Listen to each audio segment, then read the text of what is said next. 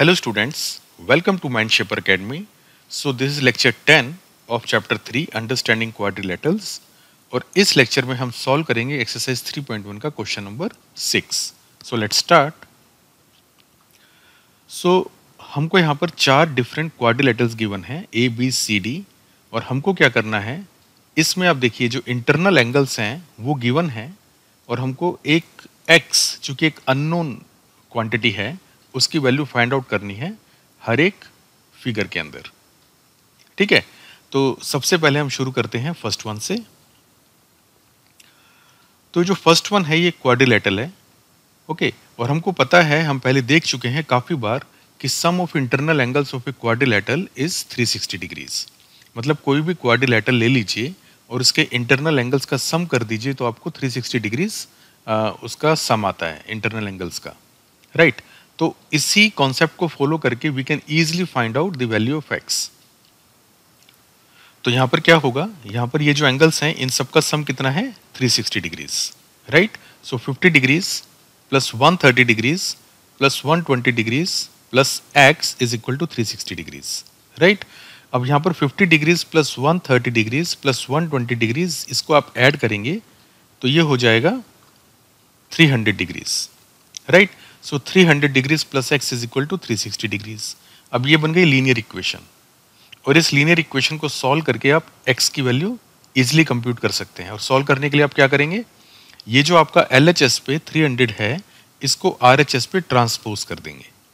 Right, तो जब आपने इसको RHS पे ट्रांसपोज किया तो यहाँ पर आ गया x is equal to 360 degrees जो पहले से है माइनस 300 डिग्रीज जो कि आपने ट्रांसपोज करके आप इसको LHS से RHS पे लेके गए हैं तो इसका साइन चेंज हो गया. राइट, तो इसको सेपरेट करने पे आपको मिलेगा x is equal to 60 degrees. Okay, तो इसका मतलब ये जो एंगल है इसका मेजर कितना है 60 डिग्रीज. अब नेक्स्ट क्वेश्चन देखते हैं.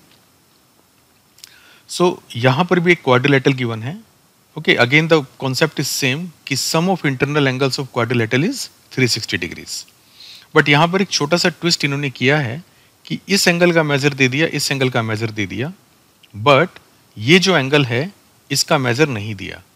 बट एक पॉइंट आप देखिए यहाँ पे, ये एक राइट एंगल है. राइट, मतलब ये 90 डिग्रीज है और आपको पता है कि ये जो पूरा एंगल है इसकी वैल्यू कितनी है 180 डिग्रीज. तो ये उसमें से ये आ गया 90 डिग्रीज तो बाकी कितना बचा 90 डिग्रीज. तो इसका मतलब ये एंगल आप इजिली खुद कंप्यूट कर सकते हैं और इसकी वैल्यू आएगी 90 डिग्रीज. ठीक है, अब इसकी वैल्यू 90 डिग्रीज आ गई है. अब ये क्वेश्चन बहुत सिंपल हो गया बिकॉज इन चारों एंगल्स का सम जो है that is equal to 360 degrees.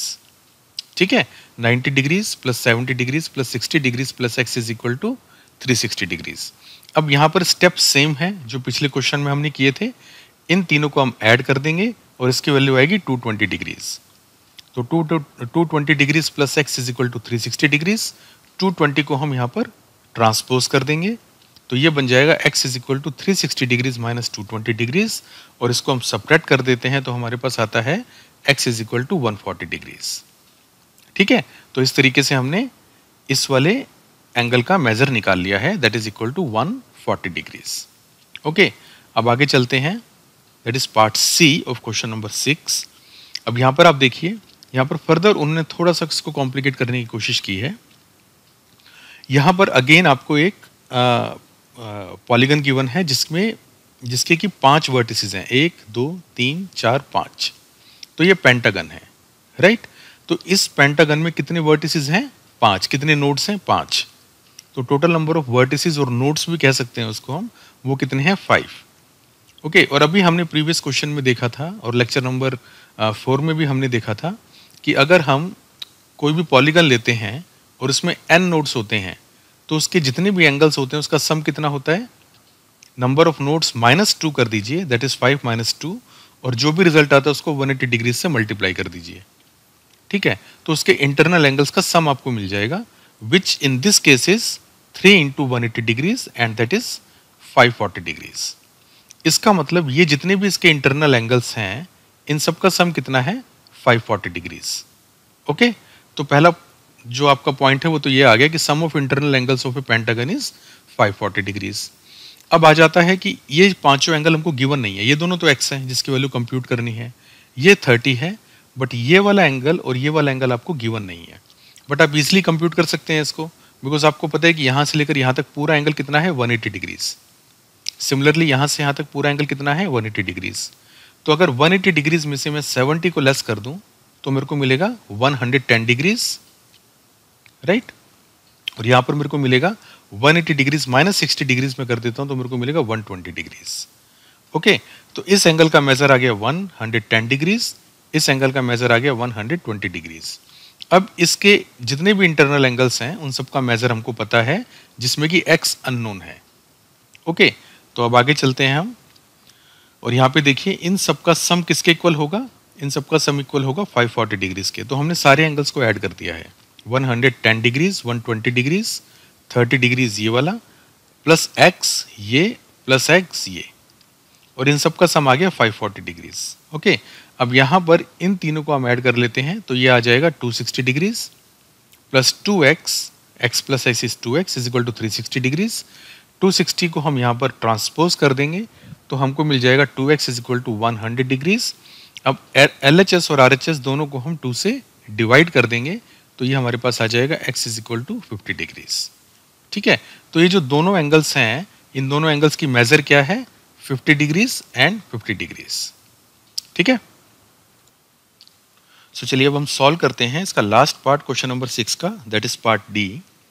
And in this part again a pentagon is given, और इस पेंटागन में एक जो डिफरेंस है वो ये है कि रेगुलर पेंटागन है। इसका मतलब इसके जितने भी इंटरनल एंगल्स हैं उन सब की मेजर सेम है, which is equal to x, और हमको x की वैल्यू निकालनी है, राइट। तो उसी फैक्ट को हम यूज करेंगे that sum of internal angles of a pentagon is 540 degrees. तो इसका मतलब क्या होगा, अगर हम सारे एंगल्स को ऐड कर देते हैं x plus x plus x plus x plus x 5 times x, तो उसका सम आता है 540 डिग्रीज, राइट।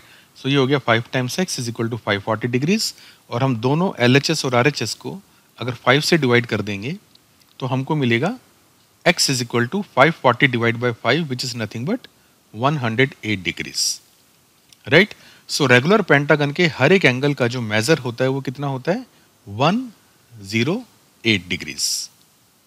तो हमने इस क्वेश्चन के चारों पार्ट्स को सॉल्व कर लिया है, which were based on the sum of angles of a polygon, right? So this was question number 6 of exercise 3.1. Now let's solve question number 7 of exercise 3.1 in the next lecture. Okay, bye bye.